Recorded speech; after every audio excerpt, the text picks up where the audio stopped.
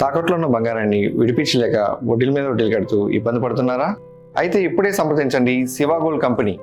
మీ నమ్మకానికి మా హామీ శివ గోల్డ్ కంపెనీ. చైనాను నౌల్ తుపాను అతలాకుతలం చేస్తోంది. తుపాను ప్రభావంతో కురిసిన భారీ వర్షాలు, ఆకస్మిక వరదల కారణంగా చైనా వ్యాప్తంగా 10 మంది ప్రాణాలు కోల్పోయారు. తుపాను ప్రభావం ఎక్కువగా ఉన్న ప్రాంతాల నుంచి సుమారు 7 లక్షల మందికి పైగా ప్రజలను సురక్షిత ప్రాంతాలకు తరలించారు. ఈదురుగాలులు, కుండపోత వర్షాలతో విలవిల్లాడుతున్న పలు ప్రాంతాల్లో అధికారులు సహాయ చర్యలు ముమ్మరం చేశారు. మరోవైపు నౌల్ తుపానుతో హాంకాంగ్, మకావులో రవాణా వ్యవస్థపై తీవ్ర ప్రభావం పడుతోంది.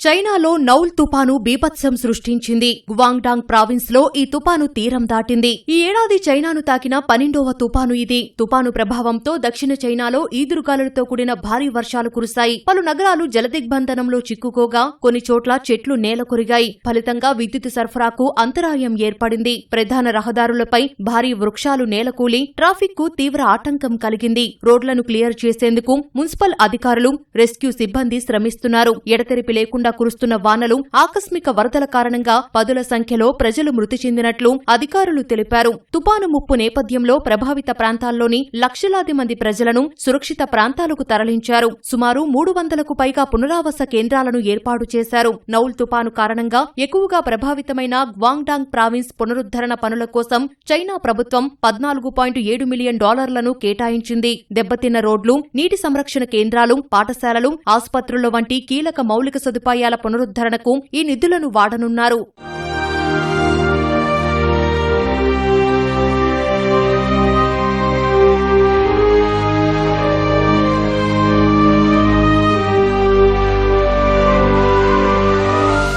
నౌల్ తుపాను ప్రభావం హాంకాంగ్లోనూ కనిపిస్తోంది. ప్రతికూల వాతావరణం కారణంగా హాంకాంగ్ ప్రభుత్వం స్కూళ్లకు సెలవు ప్రకటించింది. తుపాను కారణంగా హాంకాంగ్లో పదుల సంఖ్యలో ప్రజలు గాయపడ్డారు. భారీ వర్షాలు, భీకర గాలులతో విమాన, రైళ్ల రాకపోకలకు తీవ్ర అంతరాయం ఏర్పడింది. సుమారు 400కు పైగా విమానాలు, 150కి పైగా హైస్పీడ్ రైలు సర్వీసులను అధికారులు రద్దు చేశారు. మరోవైపు నౌల్ తుపాను ప్రభావిత ప్రాంతాల ప్రజల కోసం 28 పునరావాస కేంద్రాలను హాంకాంగ్ ప్రభుత్వం ఏర్పాటు చేసింది.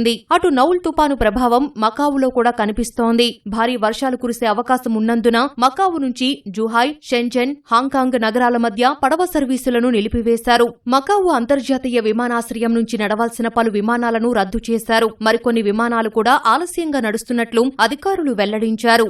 నౌల్ తుపాను తీరాన్ని తాకిన తర్వాత క్రమంగా బలహీనపడుతుందని వాతావరణ శాఖ పేర్కొంది. తీర ప్రాంత ప్రజలు అప్రమత్తంగా ఉండాలని, మత్స్యకారులు సముద్రంలో చేపల వేటకు వెళ్లొద్దని సూచించింది.